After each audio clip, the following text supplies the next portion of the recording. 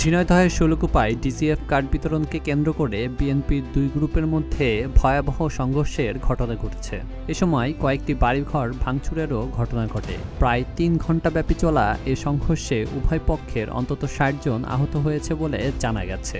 আহতদের উদ্ধার করে শৈলকুপা উপজেলার স্বাস্থ্য কমপ্লেক্স ও ঝিনাইদহ সদর হাসপাতালে ভর্তি করা হয়েছে বলে জানিয়েছে স্থানীয়রা। স্থানীয়রা জানান, সকালে ওয়ার্ড বিএনপির এক নেতার কাছে ডিজিএফ কার্ড বিতরণ নিয়ে কথা বলতে গেলে যুবদল এক নেতার সাথে বাগবিতণ্ডা শুরু হয়।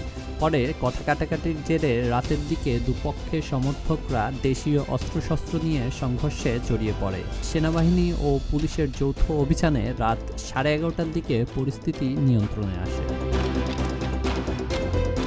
এদিকে ডিজিএফ কার্ড বিতরণকে কেন্দ্র করে এ সংঘর্ষে স্থানীয় সাধারণ মানুষের মধ্যে ব্যাপক ক্ষোভ দেখা দিয়েছে। তাদের অভিযোগ, প্রকৃত গরিবদের বাদ দিয়ে প্রভাবশালী ব্যক্তিদের পছন্দের লোকজনের নাম তালিকায় অন্তর্ভুক্ত করা হচ্ছে বারবার। ওয়ার্ড সভাপতির কাছে 40 স্লিপ আছে।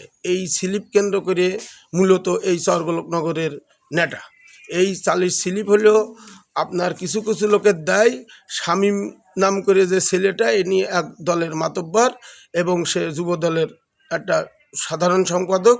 তার 40 স্লিপ দেয় না দেওয়ার কারণে সকালবেলা সভাপতির কাছে আপনার 40 স্লিপ ওই শামীম লস্কর চায়। না চাওয়ার পরে শামীম লস্করের 40 স্লিপ দেয়নি। না দেওয়ার কেন্দ্র করে সেই সভাপতি সাহেব বাড়ি চলে গেল। যাইয়ে তারা গোছাইয়ে 3 মোটরসাইকেল নিয়ে মহড়া দিয়ে শামীমের খুঁজে বেড়াচ্ছিল। এরা আর পায়নি। আবার সন্ধ্যার সময় এমনি শামীমুল্লাহ গেছে, এরা আবার দাবড়াইছে।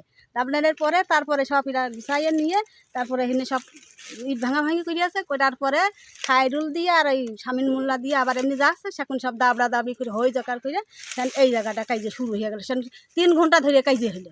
এই হওয়ার পরে সেখানে এই যে আস্তে আস্তে পুলিশ আসলে ভরে গেলে পরে পুলিশে এই কাজের মধ্যে গেল না।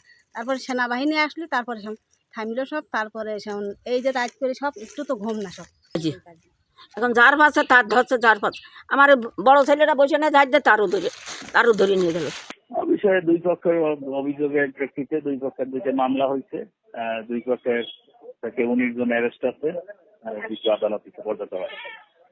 বর্তমান পরিস্থিতি স্বাভাবিক আছে।